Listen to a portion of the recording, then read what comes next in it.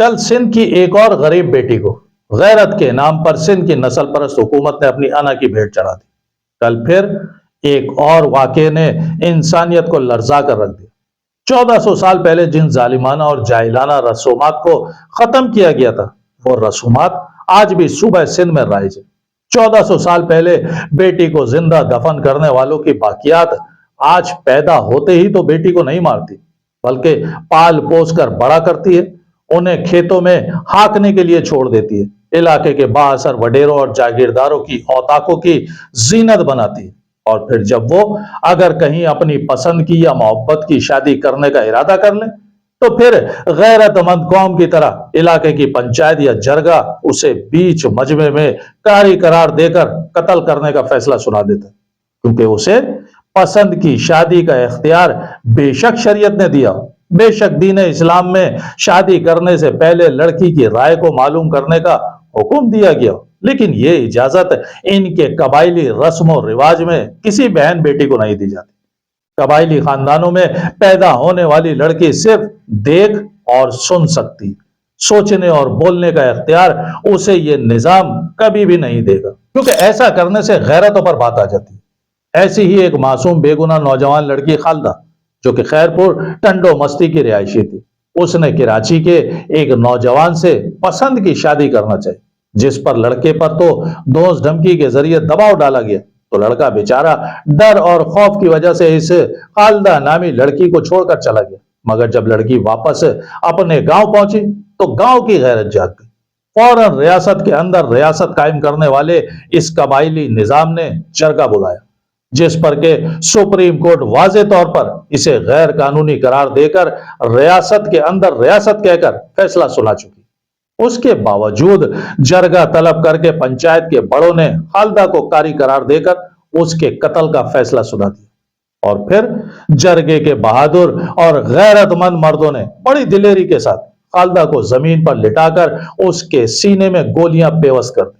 یوں گاؤں کی غیرت کو دنیا میں اور قوم کے بڑوں کے سامنے رسوا ہونے سے بچا لیا گیا۔ اب میرا سوال ان بڑوں سے اور ان سورماؤں سے کہ جو غیرت کے نام پر موت بانٹ رہے ہیں، جو سپریم کورٹ کے جرگوں کو غیر قانونی قرار دینے کے باوجود جرگوں کے ذریعے فیصلے سنا کر پاکستان کی اعلیٰ ترین عدالت کے احکامات کی دھجیاں اڑا رہے ہیں، وہ صرف اتنا بتا دیں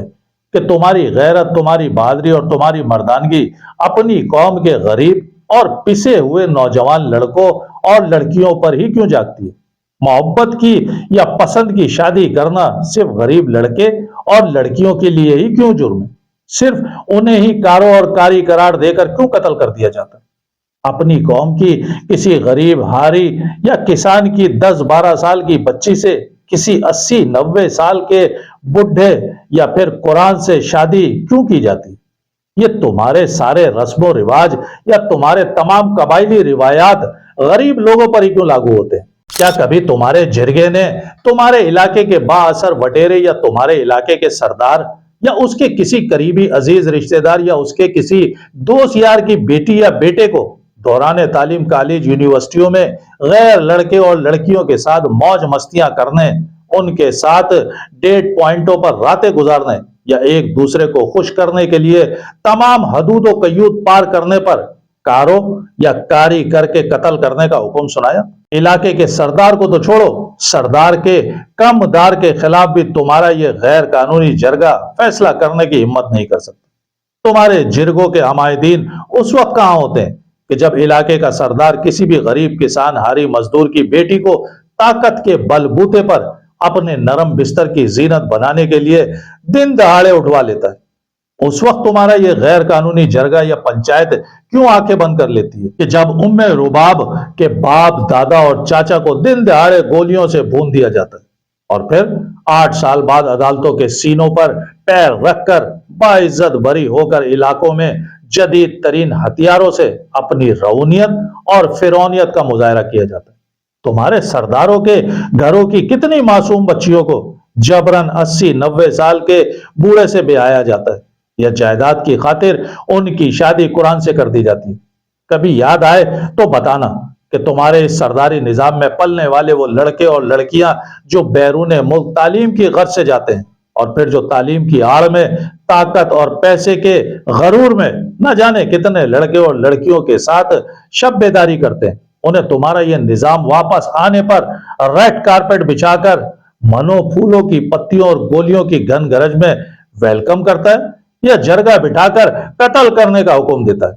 کبھی یاد آئے تو بتانا ضرور۔ سوشل میڈیا پر اس واقعے کی ویڈیو وائرل ہونے کے بعد جو علاقے کا ایس ایچ او اور ایس ایس پی ملکی اور غیر ملکی پریشر کو کم کرنے کے لیے پھرتیاں دکھا رہے ہیں، جو اسلام نے آج جرگے اور قتل کرنے والے کی گرفتاری کا ڈرامہ کر رہے ہیں، کیا ان کی مرضی کے بغیر علاقے میں جرگہ ہو سکتا تھا؟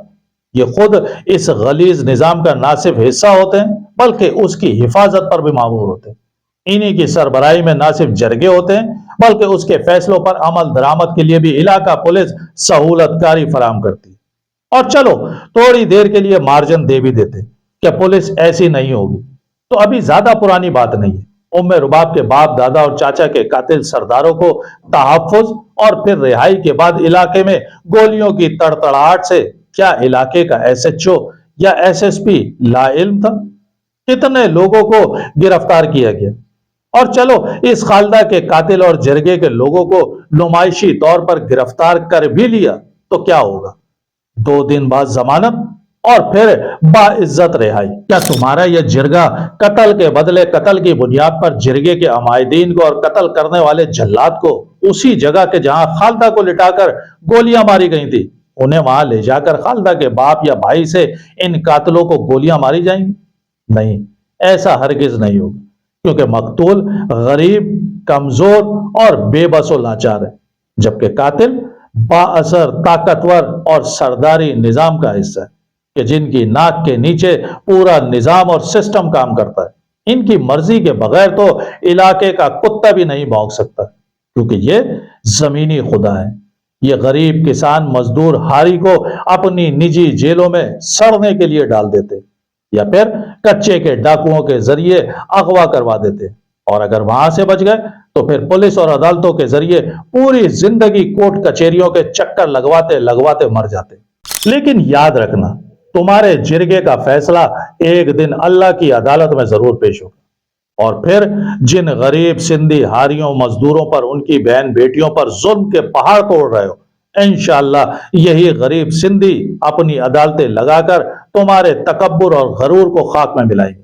ان سرداروں کے آباء و اجداد جو 1400 سال پہلے بیٹیوں کو زندہ دفن کر دیا کرتے تھے، ایک دن یہی غریب سندھی ان سرداروں اور وڈیروں کو بھی اسی طرح زندہ دفن کریں گے، کیونکہ لاکھ تمہاری عدالتیں ہوں، لاکھ تمہاری حکومتیں ہوں، لاکھ تمہارا قانون ہو،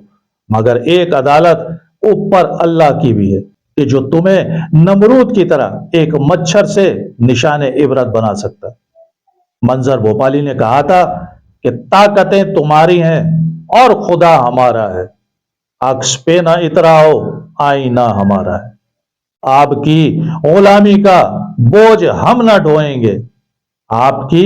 غلامی کا بوجھ ہم نہ ڈھوئیں گے، آبرو سے مرنے کا اب فیصلہ ہمارا ہے۔